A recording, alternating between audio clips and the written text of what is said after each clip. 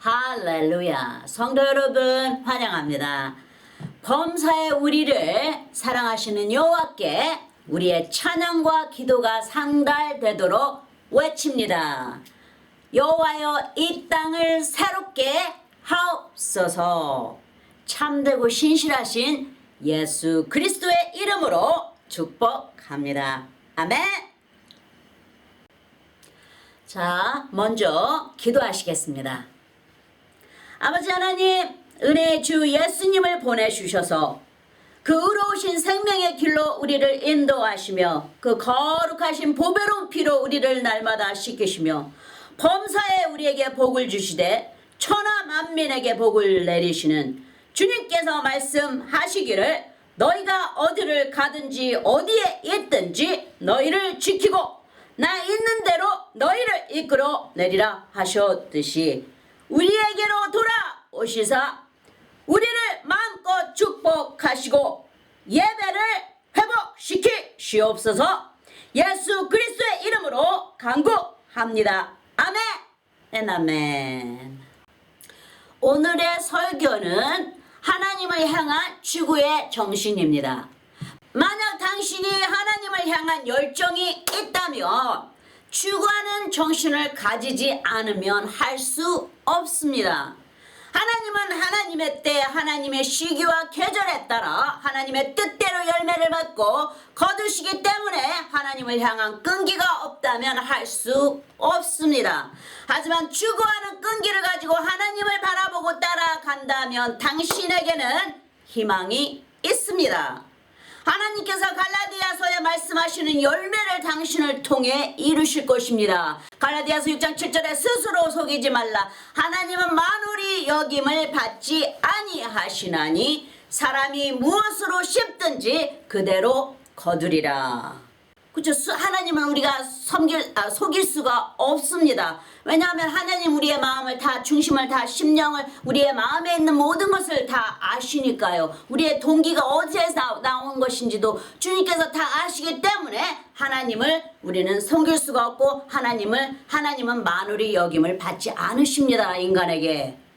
그리고 사람이 무엇으로 심든지 그대로 거두리라 하신 것처럼 8절에 보시면 자기의 육체를 위하여 심는 자는 육체로부터 썩어진 것을 거두고 성령을 위하여 심는 자는 성령으로부터 영생을 거두리라 말씀하셨어요. 그렇듯이 육체로 심은 것은 썩어진 것을 거둔다고 하셨어요. 분명히 성령을 위하여 심는 자는 성령으로부터 영생을 거두리라 하신 것처럼 영으로 성령과 함께 우리가 심는 것은 다 하늘에 다 우리가 다 창고에 다 쟁겨놓는 것이죠. 이제 하늘에 다 올라간다는 것이에요. 우리의 모든 하는 것들이 성령과 함께 한다면 그 심는 모든 것들이 우리 수고하는 모든 것들이 하늘 창고에 쌓이고 하늘에 다 향기되어서 아버지 하나님께서 다 흡행하신다는 것입니다. 9절에 우리가 선을 행하되 낙심하지 말지니 피곤하지 아니하면 때가 이름에 거두리라. 그렇죠. 왜냐하면 낙심하지 우리가 6일 입고 있기 때문에 우리가 가끔씩 낙심하기도 하고 우리가 주저앉기도 하고 피곤하기도 합니다. 그러더라도 피곤하지 아니하면 때가 이름에 거두리라. 다시금 또 주님으로 힘을 얻어서 다시 일어나서 계속해서 나아가라는 것이에요. 그러면 이제 주님의 때가 되면 이 거두리라 하시는 것이에요. 데살로니가후서 3장 13절에도 보시면 형제들아 너희는 선을 행하다가 낙심치 말라. 낙심했다고 해서 완전히 주저앉으면 안 된다는 것이죠. 낙심하더라도 피곤하더라도 다시 일어나서 주님을 향해 나아가라는 것입니다. 그러면 주님의 때가 되면 분명히 거두신다는 것이에요. 낙심치 말라 몇 번이고 우리에게 반복하시는 것은 우리에게 절대로 그저 주저앉지 말고 계속해서 주를 향하여 주를 바라보며 나가라는 것을 주님께서 강조하고 계시는 것이에요. 여기에 끝까지 밀고 가는 추구의 정신을 가지라 말씀하시는 것이죠. 사도 바울도 천국의 금메달을 얻기 위해 몇 번의 죽음을 체험합니다. 모든 수고와 수많은 고난을 거쳤듯이 하나님의 나라는 성경의 말씀대로 많은 희생을 각오할 끈기가 있어야 하나님의 관심이 당신께 쏠려집니다. 하나님은 당신의 심중에 무엇을 담고 있는지 다 아시니까요. 당신의 마음이 주님을 향해 있다면 당신은 이미 하나님께 아심받은 자라고 말씀하십니다. 신성의 본체를 가지고 계시는 하나님의 아들 예수님께서도 긴 언덕길을 걸어가셔서 인간의 손에 십자가에 못 박히시고 땀방울이 피같이 되도록 고통스러워 하시던 그 힘든 십자가의 길을 걸으시고 그 힘든 십자가에서 못 박히시고 그 일을 결국 이루십니다. 예수님께서도 십자가상의 뜻을 이루시기 위해 고통을 토하는 3번의 기도를 하나님 아버지께 드립니다. 하나님의 나라는 쉽게 얻어지는 것은 아무것도 없습니다. 만약 다른 형제들이 영적으로 깨어있는 자로 보인다면 그 사람은 하나님만 아시는 남의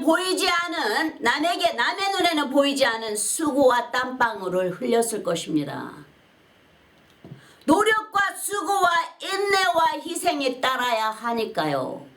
그렇지만 주님이 주시는 그 대가의 기쁨은 세상에 주는 것과 그 어느 것과 비교할 수 없도다 말씀하셨어요. 요한복음 14장 27절에 평안을 너에게 끼치노니 곧 나의 평안을 너에게 주노라.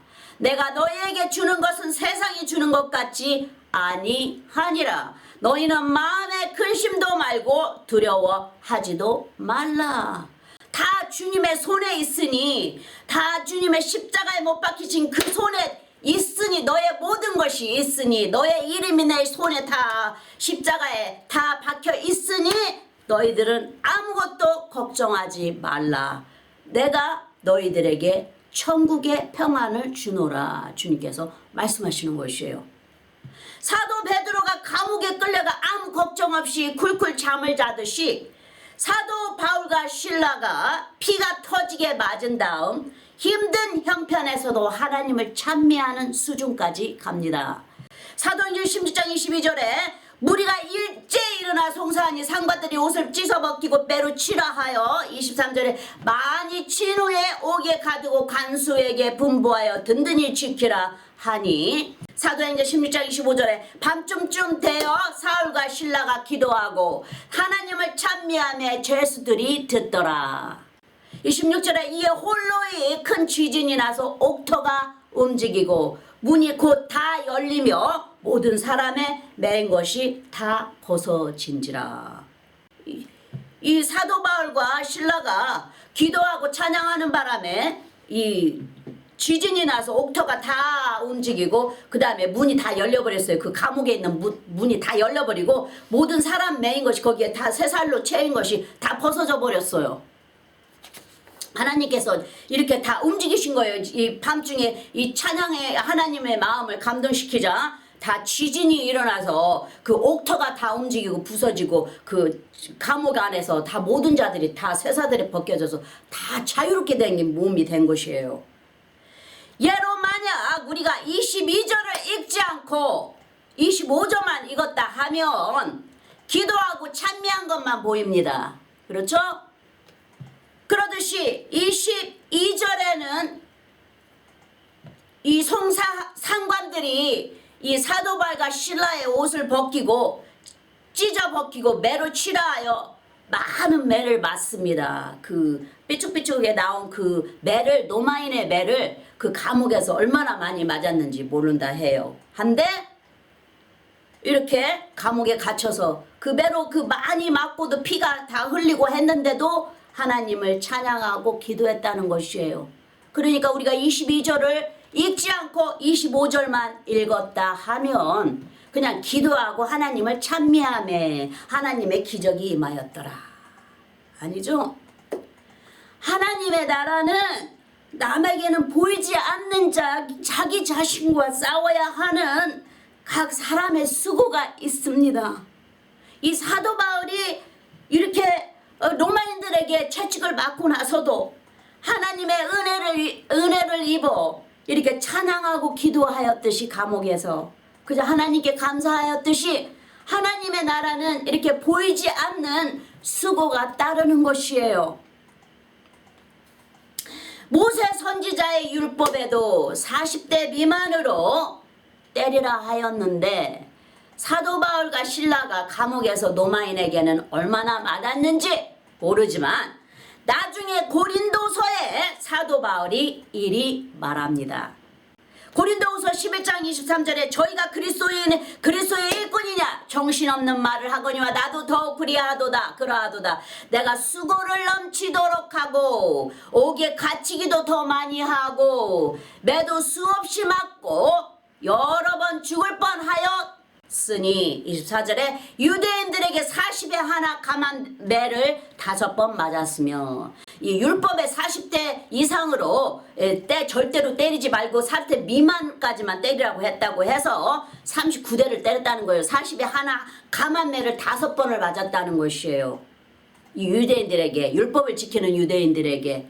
한데 여기에 매도 수없이 맞았다는 것이고 여러 번 죽을 뻔을 거쳤다는 것이에요. 사도 바울이. 여기에 내가 정신없는 말을 하거니와 하는 것은 이제 이런 것을 자기가 말을 한다고 해서 이런 것을 나타내고 싶지 않은 자기가 이런 걸 나타내기 때문에 내가 이게 정신없는 말을 하는구나 하고서는 자기 그 마음의 표현이 그 겸손한 그 마음을 가진 사도 바울이 이제 이런 거를 자기가 입으로 말을 한다 해서 자기 행여나 자기가 자랑하는 건 아닐까 하는 그 마음을 가진 것이에요. 그래서 내가 자기가 정신없는 말을 하거니와 하고 표현을 합니다. 여기에서. 사도 바울은 이런 걸 다 정말 보스팅해도 우리가 정말 할 말이 없는 것이죠. 사도 바울에게는. 한데 이 말 한마디를 조금이라도 더 비춘다고 이런 거를 입으로 말한다고 해서 자기가 정신만 없는 말을 하거니와 하고 자기 자신을 봅니다. 자, 그럼 여기에 다시 본문으로 돌아갑니다. 예수님께서 십자가상에서 뜻을 이루시기 전에 제자들에게 많은 비유의 말씀을 들어 천국을 향해 이리 하라 하시며 그 길을 가르쳐 주십니다. 누가복음 11장 9절에 보시면 내가 또 너희에게 이르노니 구하라. 그러면 너희에게 주실 것이요. 찾으라. 그러면 너 찾을 것이요. 문을 두드리라. 그러면 너희에게 열릴 것이니 10절에 구하는 이마다 받을 것이요. 찾는 이가 찾을 것이요. 두드리는 이에게 열릴 것이니라. 그러므로 주님 나라는 그냥 문을 찾아 여는 것이 아니고 그 문이 어디에 있는 문인지 주님의 뜻이 있는 것인지 먼저 주님께 구하여야만 합니다. 주님이 말씀하신 그 좁은 문은 어떻게 가야 하는지 주님께 먼저 구하여야만 됩니다. 오직 예수님만이 아시는 길이니까요. 그런다 그 문을 찾을 수 있도록 주님의 뜻을 알 수 있도록 주님을 찾아야 합니다. 바로 주님의 얼굴을 구하고 찾는 것을 말하십니다. 주님께서 주시는 각 사람에게 맞게 30배, 60배, 100배 아니면 100배, 60배, 30배의 뜻이 있다 하시죠. 각 사람마다 틀리는 것이에요. 어떤 이는 바로 100배로 채워지는 자가 있고 어떤 이는 30배, 60배, 100배로 길어나는 자가 있어요.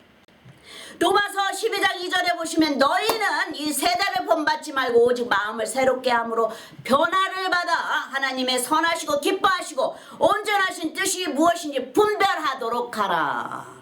그렇죠. 하나님의 뜻을 알라는 것이에요. 하나님의 뜻이 무엇인지 이 세대를 본받지 말고 하나님이 무엇을 우리에게 원하시는지 하나님이 무엇을 기뻐하시는지 하나님의 선하심이 무엇인지 우리를 향한 온전하신 뜻이 무엇인지를 분별하라는 것이에요.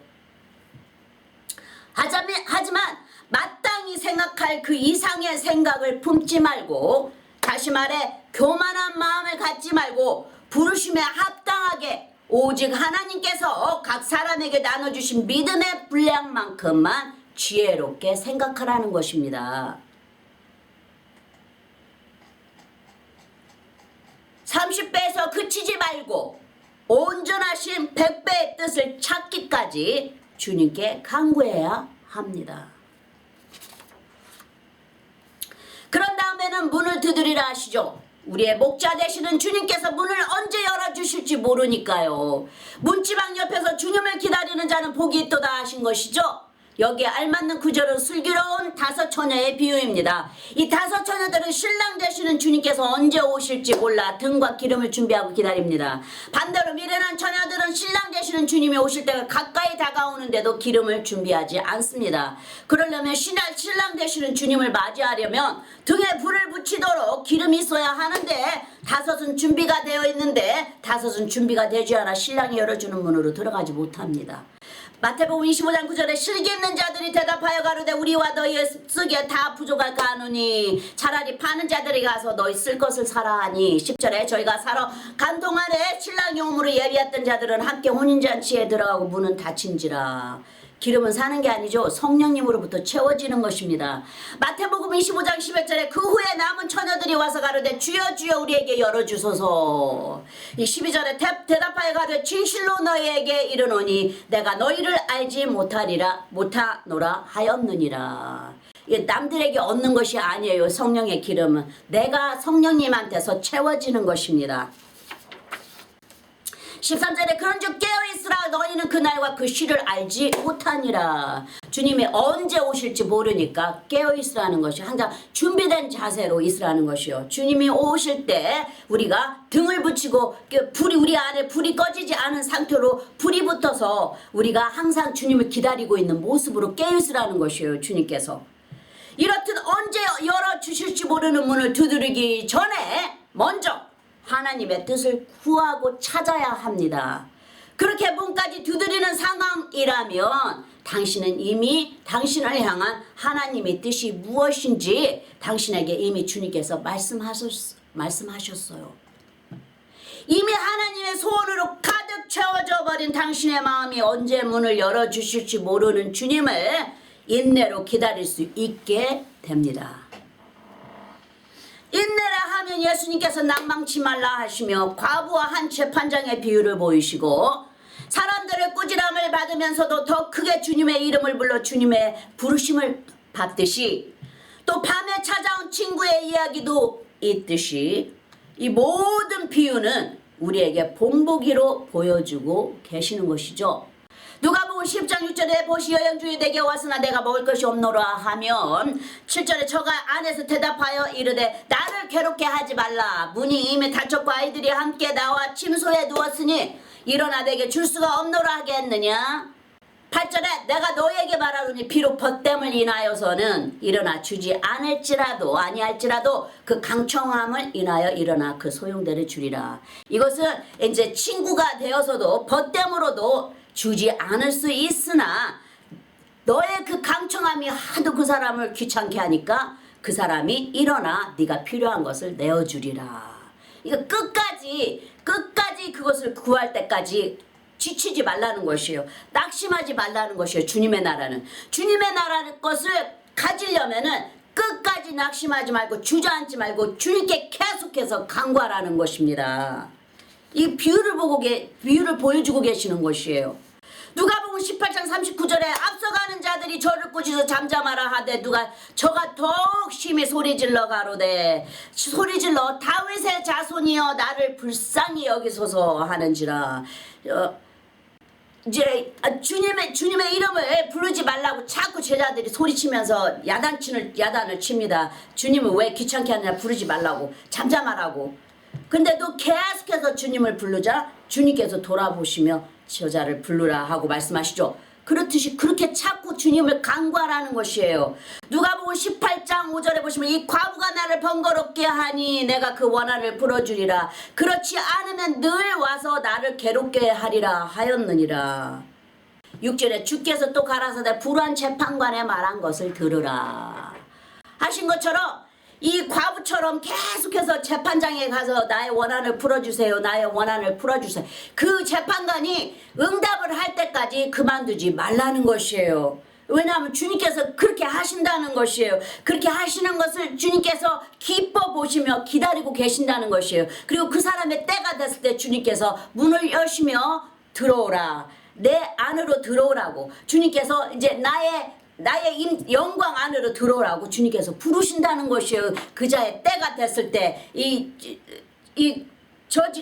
재판관이 이제 그 여인의 그 간구함에 응답하듯이 너의 천부께서는 더한 것도 주신다는 것이에요. 주님께서 이렇게 간구하는 자에게. 할렐루야. 예수님께서 주님을 이렇게 구하고 찾고 두드려야 하는지 우리에게 가르쳐 주시는 것입니다. 이렇듯 주님의 나라는 목적이 있을 때 그 목적이 전부가 되어야 합니다. 주님의 나라는 이것 조금 저것 조금 해서는 하지 못합니다. 목적이 완전히 다 주님께 포커스가 목적이 거기에 대한 중심이 되어야 돼요. 그래야만이 주님께서 들으십니다.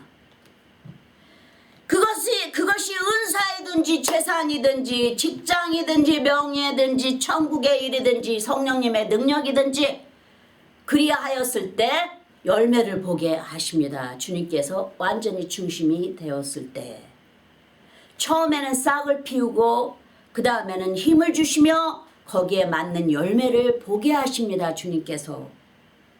다른 이스라엘 사람들은 광야에서 다 죽고 가나안 땅에 들어가기 위해 오직 갈렙과 여호수아는 여호와의 말씀을 믿고 40년을 기다려 그 땅에 들어가지 않습니까? 그렇다면 오늘은 몇몇 보기에 성경 인물들의 추구의 정신이나 끈기를 보고 구원받은 자나 구원받지 않은 이방인이나 그 추구의 정신으로 자기가 목적을 둔 것을 받아냅니다. 한데 이들이 이렇게 행하게 된 데에는 그들의 삶에 그 목적과 영향이 같이 포함이 되어 있죠.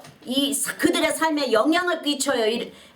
이 영향이 미치도록 연결이 아주 가깝게 되어 있습니다. 이 인물들이 자기들이 원하는 것을 구했을 때는 그만큼 자기네 삶과 연결이 되어 있어요. 그래서 완전히 아주 집중적으로 구합니다.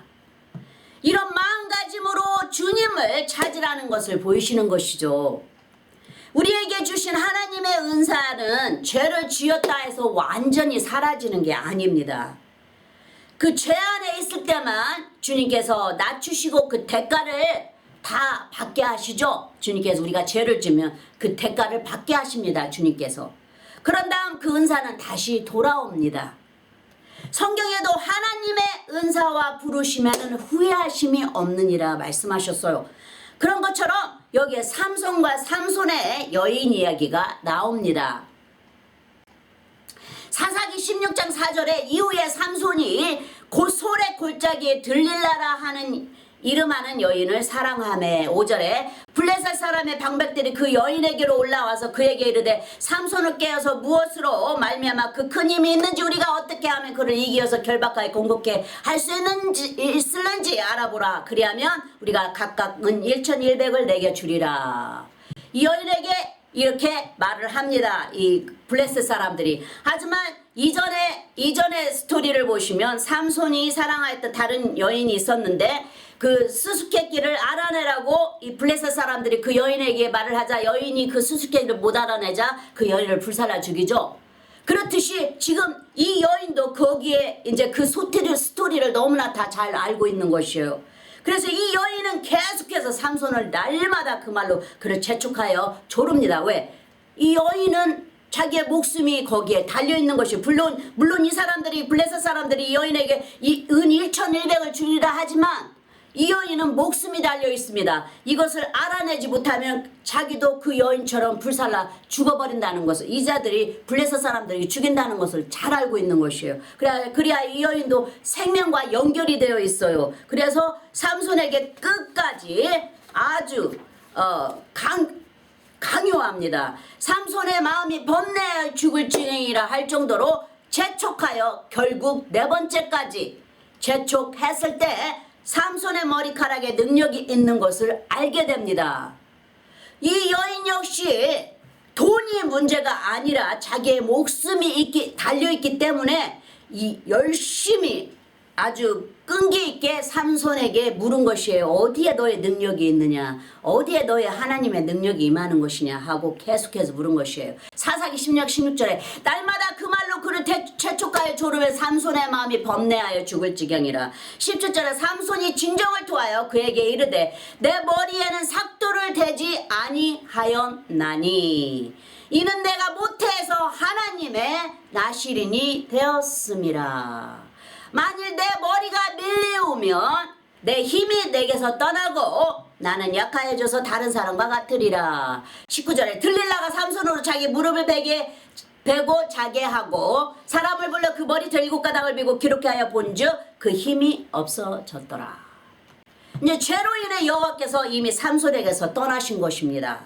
사사기 16장 21절에 블레셋 사람이 그를 잡아 그 눈을 빼고 끌고 가사에 내려가 놋줄로 매고 그로 옥중에서 맷돌을 돌리게 하였더라. 21절에 그의 머리털이 밀려온 후에 다시 자라기 시작하니라. 그렇죠. 다시 머리카락이 다시 자라기 시작합니다. 그러자 이제 결국 끈질기게 자기의 목숨을 지키고자 삼손에게서 답을 받아 냅니다. 이 여인이. 이 여인의 끈기처럼 우리의 천국을 향한 우리의 자세가 이렇듯 추구하는 정신이 되어야 한다는 것을 보기로 보여주고 계시는 것이죠. 이 여인은 자기의 목숨을 지키기 위해서 삼손에게 끝까지 밀고 나가서 자기의 목숨을 지켜냅니다. 이 블레셋 사람들에게. 근데 삼손은 거기에 넘어가죠. 한데 여기에 한 가지 주님께서 가르치시는 중요한 가르침이 담겨 있는데요. 죄에서 회개하는 중심이 마음과 자세가 되어 있을 때 한 번 주신 주님의 은사는 다시 회복된다는 것을 보여주고 계십니다. 여기에 삼손의 머리가 다시 길어나고 삼손의 간구에 따라 성령 하나님의 능력이 삼손에게 다시 임합니다. 삼손이 여호와여 저에게 다시 한번 임하여 주소서. 그래야 이 모든 자들을 이 콜로시움에 있는 모든 자들을 제가 다 무너뜨리기를 원합니다 하고 주님께 간구하자 주님의 성령의 영이 삼손에게 다시 임하는 것을 보시죠. 그것은 삼손의 마음이 회개하는 마음과 그 중심이 브로큰 됐다는 것이에요. 그 중심이 주님을 향해 있다는, 비록 이 사람들을 여기에서 다 죽이겠나이다 했지만은 성령께서 죄와 상관없이 이 삼손에게 다시 임하신 것이에요. 그러니까 머리카락이 다시 길었을 때 다시 회개하고 그 시간이, 물론 죄는 다 받았어요. 눈도 다 빠졌어요. 그 블레셋 사람한테 다 끌려가서 눈도 다 빠졌죠. 근데 다 회개하는 마음이 중심이 되어서 다시 머리카락이 길자 성령의 임재가 다시 임하기 시작합니다. 그리고 삼손이 그 콜로시움에서 죽인 자들이 살아서 20여 년간 자기가 그 사사로 있던 때보다도 더 많이 죽였다 하죠. 그러듯이 다시 주님의 영광이 임하신 것이에요. 죄와 상관없이. 자, 그 다음 인물은 엘리야 선지자입니다. 엘리야의 끈질긴 기도와 비가 내린 이야기를 야고보가 신약서에서 다시 비춥니다. 야고보서 5장 17절에 엘리야는 우리와 성경이 같은 사람이를 저가 비 오지 않기를 간절히 기도한즉 3년 6개월 동안 땅에 비가 오지 아니오고 18절 다시 기도한즉 하늘에 비를 주고 땅이 열매를 맺었느니라. 그렇죠. 여기에 오랫동안 기도한 3년 6개월 동안 기도하는 바람에 비가 아니왔다는 것이요. 이제 그건 주님의 뜻이 있으니까 이제 그렇게 하신 것인데, 여기 엘리야 선지자가 다시 기도로 비가 오게 하는데 무언가 하나님의 사인이 있을 때까지 끈질긴 기도로 이룹니다. 여기에서는 1시간이 걸렸는지 일주일 걸렸는지 얼마나 걸렸는지는 몰라요. 한데 열왕기사 18장 41절에 엘리야가 아합에게 이르되 올라가서 먹고 마시소서 큰 비의 소리가 있나이다. 42절에 아합이 먹고 마시러 올라가니라. 엘리야가 갈매산 꼭대기로 올라가서 땅에 끌어 엎드려 그 얼굴을 무릎 사이에 넣고, 열왕기상 18장 43절에 그 사환에게 이르되 올라가 바다편을 바라보라. 저가 올라가 바라보고 고하되 아무것도 없나이다. 가로되 7번까지 다시 가라. 그렇죠? 주님의 그 사인이 있을 때까지 계속해서 가라는 것이에요. 자기는 또 계속해서 그 사인을 볼 때까지 기도를 하는 것이죠. 44절에 7번째 이르러서는 저가 고하되 바다에서 사람의 손만한 작은 구름이 일어나나이다. 가로되 올라가 아합에게 고하기를 비에 막히지 아니하도록 마차를 갖추고 내려가소서 하라 하니라. 여기에도 보면은 아주 간절히 기도를 합니다. 엘리야 선지자의 기도를 보시면 땅에 끌어 엎드려 그 얼굴을 무릎 사이에 놓고 힘든 자세의 기도를 합니다. 이거는 여기에서 보이시는 말씀이 엘리야 선지자의 갈멜산 꼭대기로 올라가서 기도한다는 것은 하나님의 임재가 있는 곳에까지 올라갔다는 것입니다. 하나님의 임재가 가까이 있는 곳에 올라갔다는 것이죠. 이 세상에 모든 시끄럽고 이 세상에 있는 것에서 떨어져서 하나님 임재가 있는 가까운 곳으로 산꼭대기로 올라갔다는 것이에요. 거기서 기도를 한다는 것은 이제 하나님의 임재가 가까이 있는 곳이기 때문에 이제 하나님의 응답을 듣고자 이제 기도를 하는 것이죠. 그러니 이제 그러니까 물가에 있는 곳에 바다에서 이제 바다까지 이제 보이려면은 한참을 가야 돼요. 그러니까 그 거리는 모릅니다. 뭐 다른 곳에서 그 스토리를 보면은 며칠이 걸려서 내려오고 올라가고 했다는 것은 보이시는데, 이제 거기에서 얼마나 오랫동안 몇 번을 그 바다에 가서 구름이 일어나는 것인지는 그건 이제 시간을 모릅니다, 우리는. 한데 여기에서 끝까지 그 하나님의 사인이 있을 때까지 기도를 하면서 사환을 계속해서 체크하라고 보냅니다. 그래서 7번 하였을 때 사환이 사인을 봅니다. 그리고 이제 엘리야 선지자에게 가르쳐 줍니다. 그리고 그 얼굴이 무릎 사이에 넣고 하기까지는 자기를 망각한 깊은 기도 안으로 들어갔다는 것인데요. 성령의 임재가 함께 하신 걸 알 수 있습니다. 우리의 몸이 그렇게 쉽게 휘어지지 못합니다. 하지만 성령의 임재가 함께 하실 때에는 우리의 몸이 우리의 감각을 초월한 것까지도 알 수 있습니다. 이 간증은 제가 자랑하는 간증이 아닙니다. 그냥 제가 이런 비슷한 경험을 제가 체험을 하게 되었어요. 그래서 이 경험을 나누는 것 뿐입니다. 다윗이 슬링과 돌 하나로 골리앗을 넘어뜨리듯이 슬링을 당길 때 이 다윗의 힘으로 당긴 게 아니에요. 다윗의 팔을 팽창하게 강하게 당겨진 것처럼 성령의 힘이 함께 하신 것이에요. 그래서 여기 시편의 134장 1절에 보시면 나의 반석 여호와를 찬송하리로다. 저가 내 손을 가르쳐 싸우게 하시며 손가락을 가르쳐 치게 하시도다. 하였듯이 이 슬링을 칠 때도 이렇게 손가락을 쓸 때도 이 주님의 성령께서 함께 하시며 그 손을 움직이신 것입니다. 성령께서 우리의 굳은 몸도 유연하게 도우십니다. 성령 안에서 기도를 하다 보면 주님께서 함께 하신다는 임재를 우리에게 감각하게 하셔요. 우리가 이렇게 깨우치게 하셔요. 주님께서. 한 번은 저의 마음이 주님 앞에 너무 죄송한 마음이 들었었어요. 성령께서 저의 회개를 도우시는 것이에요. 여기에 저는 머리를 숙이고 몇십 분 있으면 속이 미식거려 몇 시간을 누워있어야 하는 사람이었어요. 한데 일요일 찬양 예배 중에 제가 머리를 낮추고 마음이 주님께 향하여서 부럽은 마음이, 저도 그때는 부럽은 마음이 되었었어요. 하나님을 향해서 제가 이제 길을 떠났기 때문에 예전에 항상 주님께 드렸던 예배를 드리지 못한 상태에서, 길을 떠난 상태에서 거기에 있는 교회를 찾아가서 예배를 보는 중에 제가 마음이 이제 주님께 주님 죄송합니다 하면서 주님께 제 마음을 드리고 있는 중이었어요. 한데 갑자기 저의 얼굴이, 저는 의자에 앉았는데 제 얼굴이 거기다 땅에 닿았어요. 그러면서 정말 땅에 닿기까지 닿고 저 잇몸이 제 무릎에 탈싹 달라붙은 것처럼 그 자세로 한 40분 정도를 제가 아마 울었던 것을 기억합니다. 그 우는 것도 그냥 보편적으로 우는 게 아니고 아주 통곡을 하며 옵니다. 제가 그 성령께서 하시는 것이에요. 그걸 알게 하셔요, 주님이. 왜냐하면 이렇게 인간이 하려고 해도 안 되는 것입니다. 성령께서 하실 때는 우리가 할 수 있는 것을 넘어서서 하게 하셔요. 그리고 저는 조금만 오래 있어도, 머리만 숙이고 오래 있어도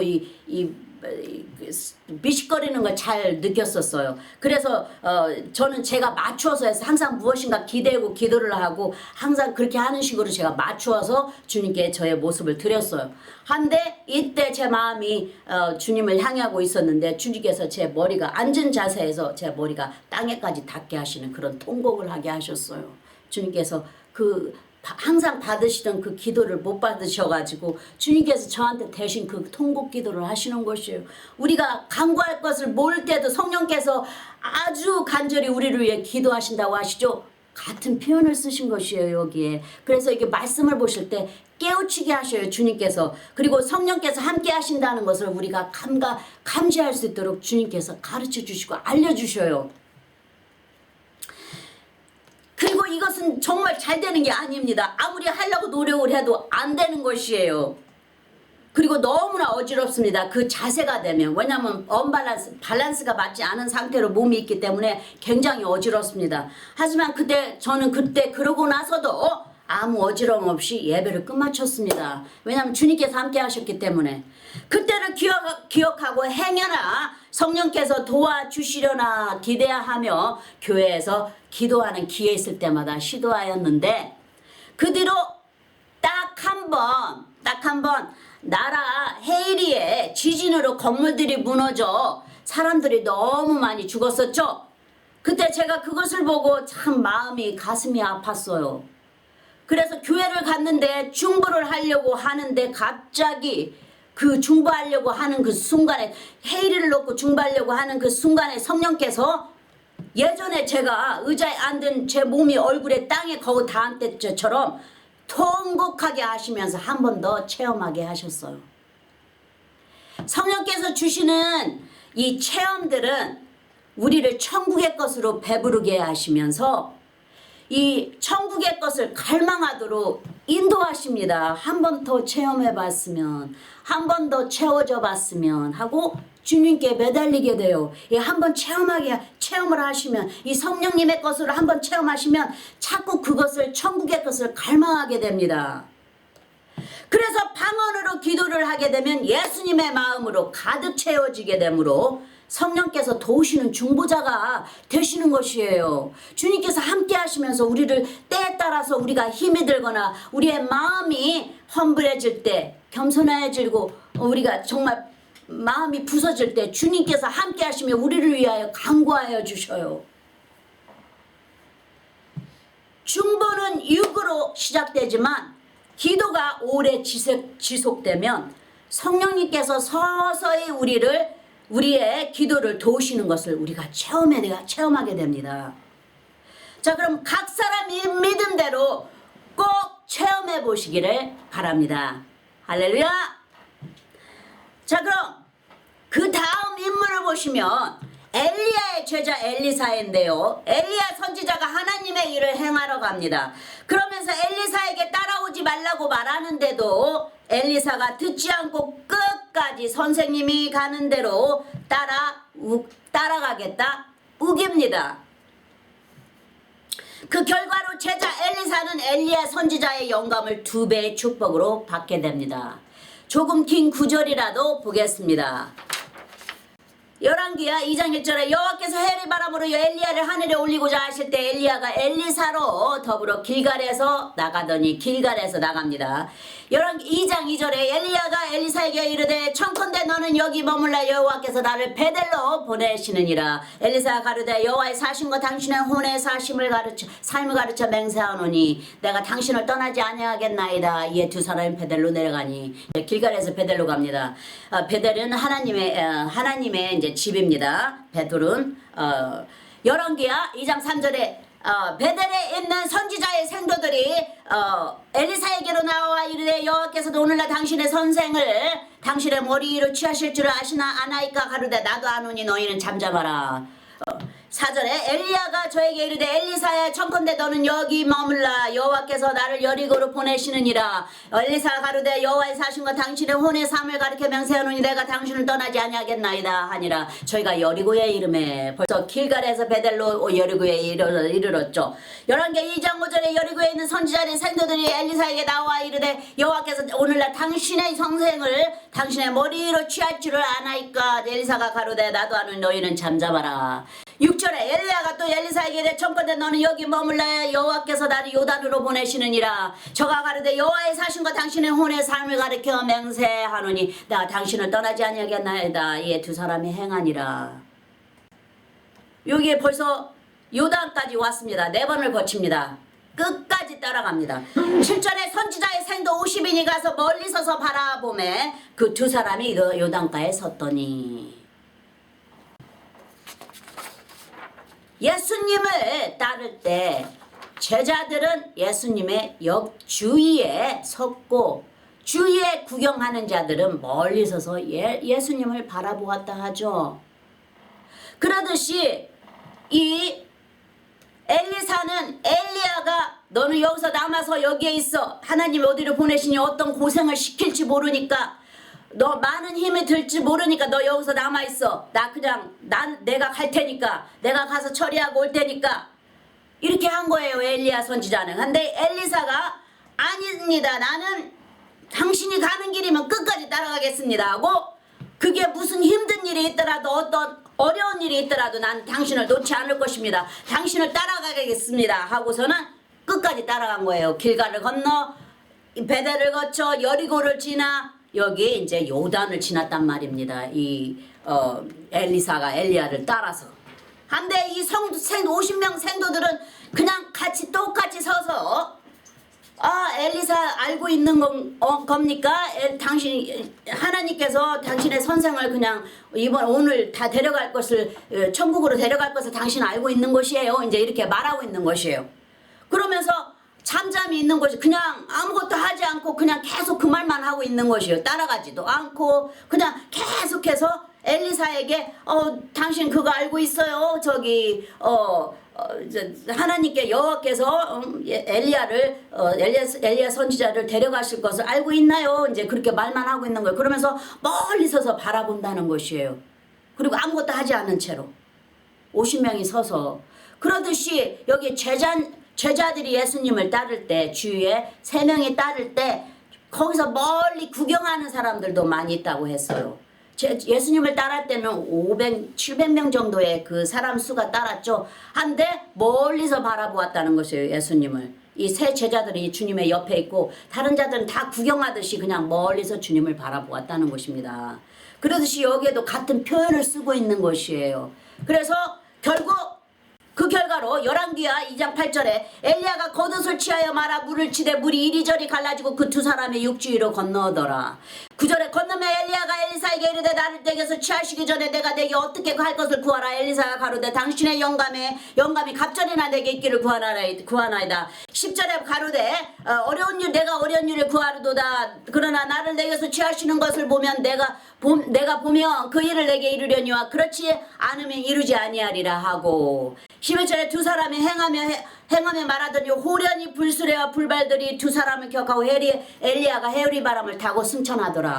열왕기 2장 12절에 엘리사가 보고 소리 지르되 내 아버지여 이스라엘의 병과 마병이여 하더니 다시 보이지 아니하는지라. 이 엘리사가 자기의 옷을 잡아 둘에 찢고 열왕기 2장 14절 엘리야의 몸에서 떨어진 겉옷을 주워가지고 돌아와서 요단 언덕에 서서 14절에 엘리야의 몸에서 떨어진 그 겉옷을 가지고 물을 치며 가로되 엘리야의 하나님 여호와는 어디 계시나이까 하고 저도 물을 치며 물이 이리저리 갈라지고 엘리사가 건너니라.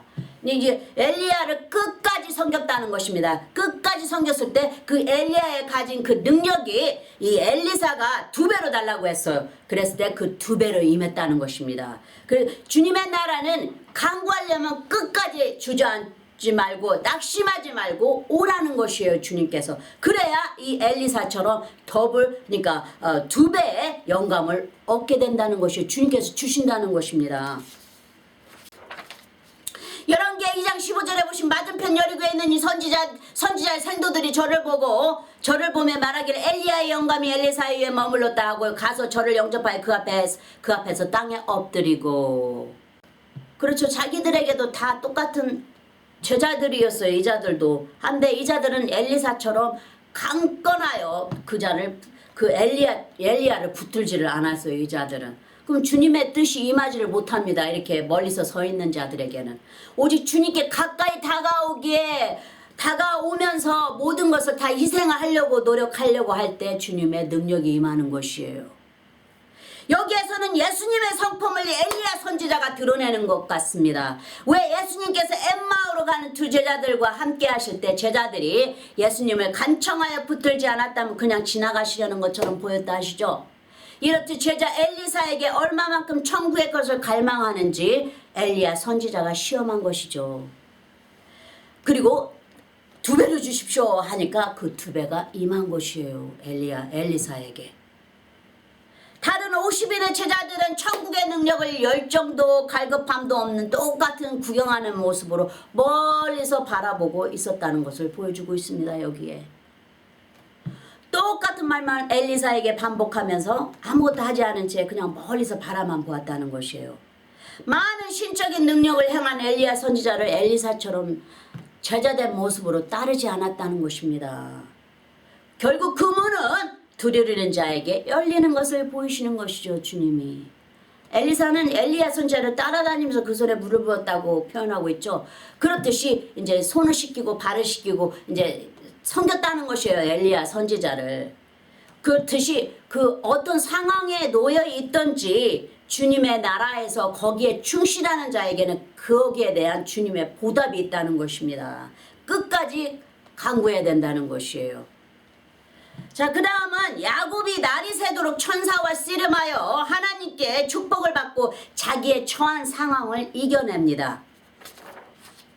창세기 32장 11절 내가 주께 간구하오니 내 형의 손에서 에서의 손에서 나를 건져내시옵소서. 내가 그를 두려워하면 그가 와서 나와 내 그 처자들을 칠까 겁냄이니이다. 창세기 32장 24절에 야곱은 홀로 남았더니 어떤 사람이 날이 새도록 야곱과 씨름하다가 25절에 그 사람이 자기가 야곱을 이기지 못함을 보고 야곱의 환도뼈를 치며 야곱의 환도뼈가 그 사람과 씨름할 때 이골되었더라. 창세기 32장 26절에 그 사람이 가로되 날이 새려 하니 나로 가게 하라. 야곱이 가로되 당신이 내게 축복하지 아니하면 가게 하지 아니하겠나이다. 27절에 그 사람이 그에게 이르되 내 이름이 무엇이냐. 그가 가로되 야곱이니이다. 창세기 32장 28절에 그 사람이 가로되 내 이름을 다시는 야곱이라 부를 것이 아니요 이스라엘이라 부를 것이니 이는 내가 하나님과 사람으로 더불어 겨루어 이겼음이니라. 29절에 야곱이 청하여 당신의 이름을 고하소서. 그 사람이 가로되 어찌 내 이름을 묻느냐 하고 거기서 야곱에게 축복한지라. 창세기 32장 30절에 그러므로 야곱이 그곳 이름을 브니엘이라 했으니 그가 이르길 내가 하나님과 대면하여 보았으나 내 생명이 보존되었다 함이더라. 하듯이 여기에 야곱은 나에게서 떠나라고 계속해서 밀어내는데도 축복하지 아니하면 가지 않겠나이다 하고 끝까지 밤을 샌 거예요. 저녁에 시작해서 아침까지 끝까지 그 하나님의 천사의 몸을 입고 오신 하나님과 대면하여 씨름을 한 거예요. 싸운 거예요. 놓지 않은 거예요. 하나님을. 근데 절대로 안 놓겠습니다. 축복하기까지 절대로 놓지 않을 것입니다 하고서는 완전히 매달린 것이에요. 이 야곱은 자기의 모든 것을 다 놓고 매달린 것이에요. 자기 생명을 놓고 매달린 것이에요. 여기에서 나를 건져내 주시지 않으면 우리 형이 나를 어차피 죽일 것이니까 여기에서 나를 여기서 건져내 주시고 내 가족들을 살려주십시오 하고 하나님께 매달린 것이에요. 그래서 내게 축복하지 않으면 당신이 내게 축복하지 않으면 안 놓을 것이다. 가게 하지 아니할 것이다. 이제 말하고 있는 것이죠. 그러자 그 사람이 야곱의 환도뼈를 쳐서 야곱이 절게 됩니다. 야곱이 저는 모습으로 이제 형 에서에게 나아가는 것이죠. 그러자 형 에서의 마음이 무너지죠. 형인지라 죽이려고 400명의 사람들을 데리고 와서 야곱을 죽이려고 했다가 그걸 보니 불쌍한 거예요. 한데 그 얼굴이 야곱이 그 에서의 얼굴을 보는데 하나님의 얼굴을 보는 것이에요. 그러니까 서로에게 하나님께서 이 서로에게 죽이지 못할 서로 하나는 당해야 되고 하나는 해야 되는데 그것을 주님께서 악을 하나는 악을 선으로 갚게 하신 것이에요. 주님께서. 그리고 그것을 서로 합력하여 선을 이루게 하신 것입니다. 주님께서. 그래서 이제 주님께서 모든 상황을 다 해결해 주신 것이에요. 너무나 두려웠죠. 야곱은 형이 자기를 죽이고 자기 처자들을 죽이고 자기 자식들을 다 죽여버릴까봐 야곱은 너무나 무서웠어요. 왜냐하면 옛날에 형을 속이고 자기가 가지고 축복을 받고 도망갔지 않습니까? 그래서 예서가 죽이러 온다 소리를 듣고 너무나 이제 고통에 빠진 것이에요. 그래서 주님 앞에 매달린 것입니다. 자기의 모든 것을 걸고 매달린 것이에요. 야곱은. 그 결과로 환도뼈를 치는 바람에 이렇게 절지만 엎드리면서 이렇게 나아갔지만 그래도 모든 것이 다 하늘과의 선을 하나님께서 이루게 하신 것이죠. 그리고 에서의 눈에도 불쌍히 여김을 받게 하고 다 용서를 받습니다. 그리고 가족들도 다 보호를 받게 된 것이죠. 그러니 주님께 간구할 때는 이렇게 야곱처럼 매달리라는 것이에요. 네 모든 것을 가진 것을 다 걸고 매달리라는 것입니다. 그랬을 때 주님께서 원하는 것을 주님께서 다 해결해 주신다는 것이에요. 할렐루야. 자, 그럼 문둥병 환자 아람 장군 나아만도 7번 물에 들어갔다 나온 후 어린아이와 같이 피부가 변화됩니다. 한 번에 씻겨버리면 될 것을 왜 하나님은 이리 오래 몇 번씩 반복하게 하시는 걸까요? 장군 나아만은 아람에서 이스라엘 땅까지 긴 여행을 왔고 또 왕국의 이스라엘 왕에게 갔다가 다시 또 엘리사가 있는 높은 산으로 보내집니다. 거기서 화를 내며 하나님의 말씀을 순종하지 않으려고 하자 지혜로운 부하 하나가 나아만을 이해시킵니다. 그리고 4-5번으로 끝내지 않고 7번을 물에 들어갔다 나옵니다. 나갔다가 들어간 것인지 아니면 그냥 물속에서 들어갔다 7번을 들어갔다 나온 것인지 그거는 모르지만 7번을 들어갔다 나왔다 했다는 것이에요. 이 엘리사 선지자가 가르쳐 준 대로 거기에 이제 순종을 했다는 것입니다. 물이 나아만 장군을 씻긴 것이 아니고 오래 걸리더라도 꾸준히 7번을 물에 들어갔다 나온 나아만의 모습을 보고 순종의 모습을 보고 하나님의 말씀에 살아있는 말씀의 능력이 나아만에게 임한 것이에요. 그래야요 그 문둥병이 깨끗하게 씻겨집니다. 왜 예수님께서 사람이 나를 사랑하면 내 말을 지키리니 내가 저와 함께 하리라 하신 것 같이 하나님의 명령에 따르는지 안 따르는지 순종의 모습을 보이기를 원하시는 것이죠. 주님께서 이렇게 행하라 했을 때 주님께서 어떻게 하는지를 보고 싶으신 것이에요. 순종하면서 행하는지 아니면 이제 자기 뜻대로 행하는지 이제 주님께서 그것을 보시는 것입니다. 그래야 순종하면서 주님께 매달리면서 주님께 인도하시는데 따를 때는 이제 더 큰 것을 준비하시고 그 다음 단계로 인도하시면서 그 다음 또 큰 것을 주시기 위해서 또 그 다음 단계로 인도하시는 것이요. 그 행위에 따라서 그 순종에 따라서 그것은 우리를 쓰시기 위해 일이 하시는 것입니다. 순종의 제사보다 낫고 하신 것은 주님은 주님의 뜻 안에 우리의 뜻이 섞이면 아무 쓸모가 없다는 것을 여기에 보여주고 계시는 것이죠. 그래서 하나님의 명령에 따르는지 안 따르는지 그 순종의 모습은 매우 중요한 것이죠. 여기에 하나님 앞에 중요합니다.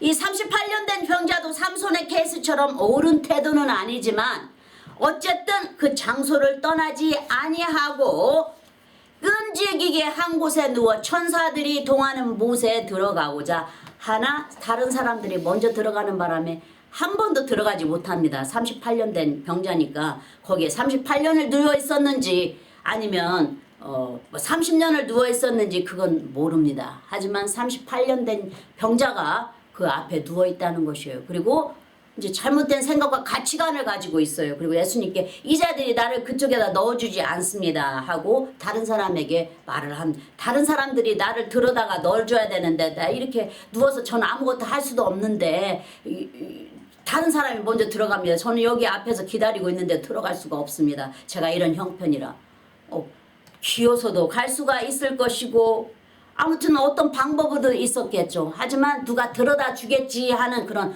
가치관을 가지고 있는 것이에요. 그런 잘못된 가치관과 생각 때문에 38년이나 걸린 것이에요. 그자가.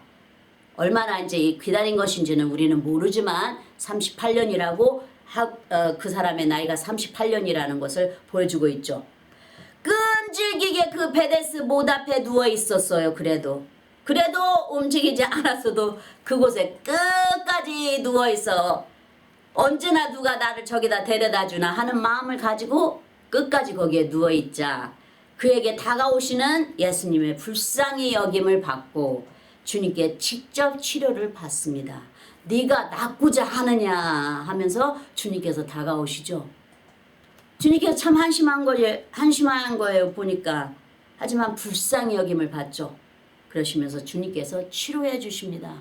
결국 이 38년 된 병자는 잘못된 생각과 잘못된 가치관을 가지고 있었지만 38년 동안 거기에 누워 있었다는 거니까 언제부터 시작된 건 모르지만 오랫동안 기다렸다는 것입니다. 누가 언제나 나 저기에다 집어넣어 줄까? 저 천사가 동하고 간 물에다가 언제나 나를 넣어줄까? 하고 기다렸다는 것입니다.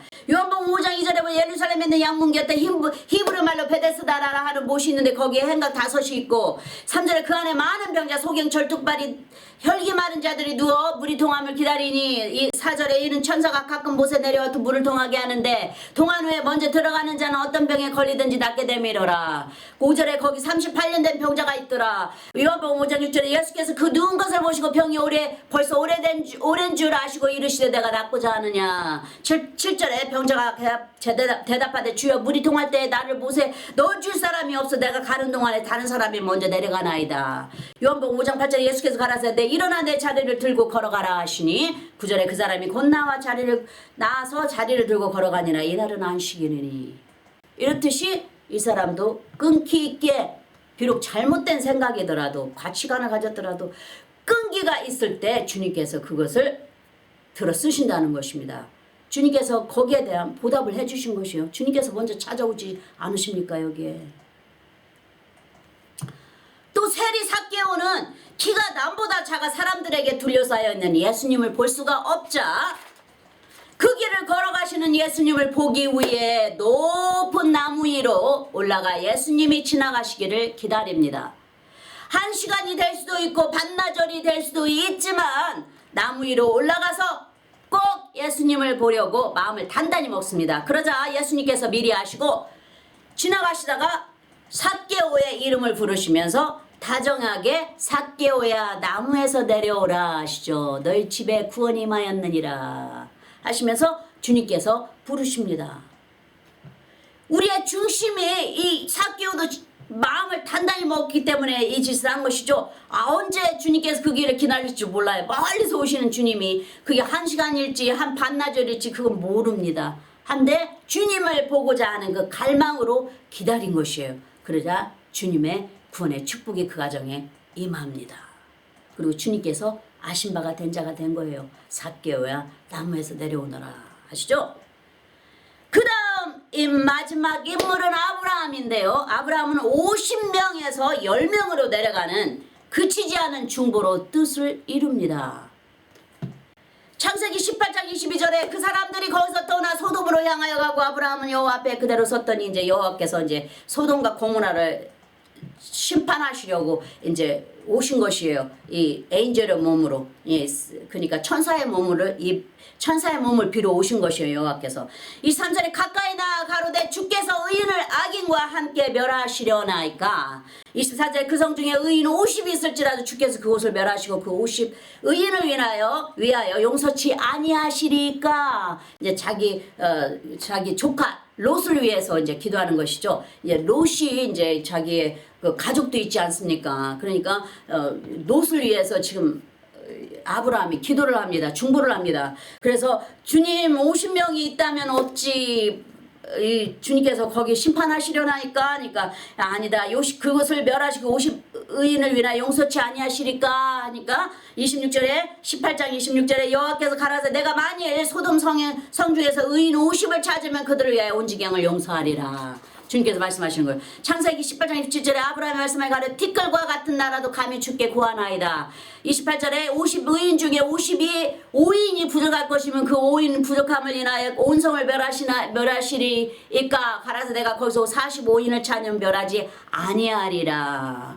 계속해서 이제 내려갑니다. 40을 하시면 멸하시라니까 40도 아니란다. 이제 30 하면은 30을 찾으면 멸하시라니까 그러니까 주님께서 아니다. 그러니까 20을 찾으시면 멸하시니까 20도 아니하리라. 그러자 이제 창세기 18장 32절에 아브라함이 또 가로되 주는 노하지 마옵소서. 내가 이번만 더 말씀하리이다. 거기서 10인을 찾으면 어찌하시려나이까 가라사대 내가 10인을 인하여도 멸하지 아니하리라 하고 주님께서 마음을 낮추심 이렇게 그러니까 심판하시려는 그 노함을 낮추시는 것이에요. 주님께서 노를 푸십니다. 주님께서 이 중보에 따라서 주님께서 마음을 낮추시죠. 모세 선지자의 중보로 인하여 이스라엘 백성들이 다 심판에서 건짐을 받지 않습니까? 그러듯이 아브라함이 이렇게 중보를 하기 시작한 것이에요. 그러자 50명이 된다면 40명, 30명, 20명, 10명까지 10명까지 내려가죠.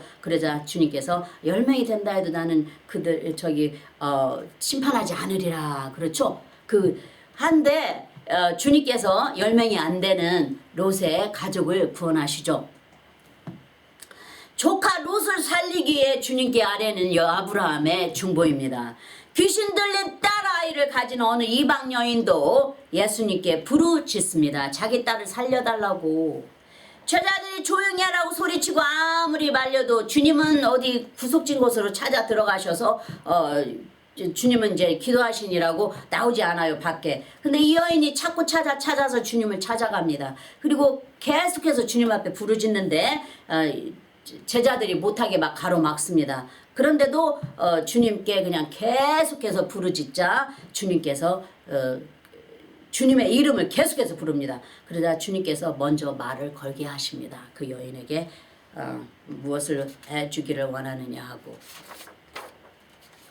천국의 주인을 향해 나아가는데 7번 넘어져도 7번 일어나는 추구의 정신은 하나님께서 기뻐하시는 정신입니다.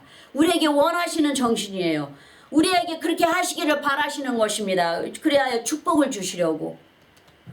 그것은 어떤 목적을 꼭 이루겠다는 것을 보여주고 있는 집념이니까요. 우리에게 그것이 있을 때 그러니까 주님께서 너의 담대함을 잃지 말라고 한 것이 여기에 이치가 맞는 것입니다. 너의 그 담대함을 잃지 않는다면 꼭 너희들이 그것을 이루리라 하신 것처럼 그 담대함으로 이렇게 주님께 매달리라는 것이에요. 계속해서 주님께 낙심하지 말고 주저앉지 말고 그 담대함을 가지고 주님께 나아가라는 것입니다. 그랬을 때 주님께서 이루어지게 하신다는 것이에요. 그 추구의 정신이 있을 때 그것은 어떤 목적을 꼭 이루겠다는 것을 보여주고 있기 때문에 주님께 참으로 중요한 모습입니다. 우리의 모습이. 자, 그럼 말씀을 종결합니다. 하나님을 향한 추구에는 끈기를 가지고 나가야 하는 정신이 따릅니다. 성경 인물들이 그리하였듯이 구약시대나 신약시대에도 추구의 정신을 가지고 해야 합니다. 예수님께서 구하고 찾고 두드리라 그리하면 열리리라 하신 공식적인 진리의 영적인 길을 가르쳐 주십니다. 베델에서 길가를 지나 여리고와 요단을 거쳐 언약의 땅을 취하듯이 우리의 구주 예수께서 가르치시는 길로 가는 것만이 천국의 담을 높이 쌓아가는 승리의 길입니다. 아멘. 할렐루야.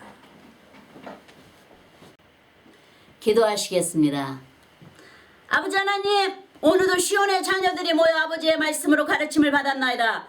온 세상의 주를 섬기는 저희들의 약한 손길이 피곤치 않게 하시고 주님께서 시온에서 너에게 복을 주시되 이사야서의 말씀처럼 모든 슬픈 자를 위로하되 무릇 시온에서 슬퍼하는 자에게 화관을 주어 그 죄를 대신하며 희락의 기름으로 그 슬픔을 대신하며 찬송의 옷으로 그 근심을 대신하시고 우리로 의의 나무 곧 여호와의 심으신 바 그 영광을 나타날지라 일컬음을 얻게 하려 하심이니라 하셨나이다.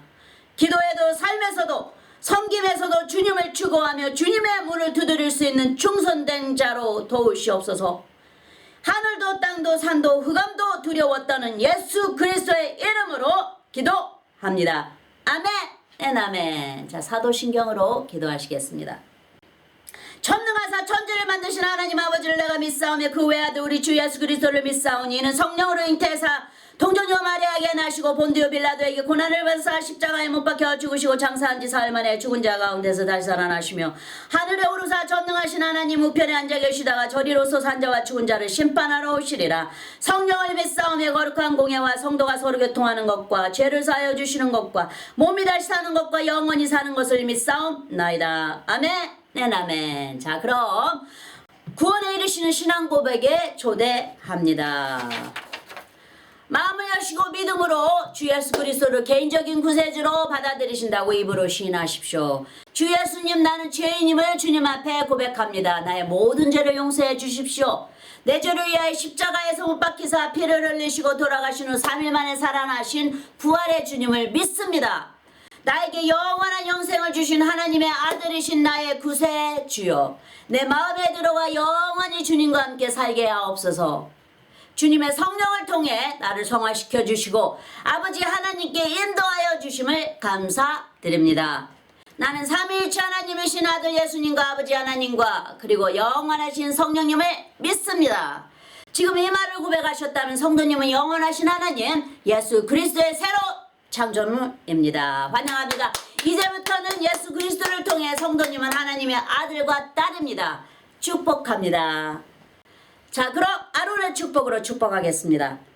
여호와는 내게 복을 주시고 너를 지키시기를 원하며 여호와는 그 얼굴을 내게 비추사 은혜 베푸시기를 원하며 여호와는 그 얼굴을 내게로 향하여 드사 평강 주시기를 원하노라.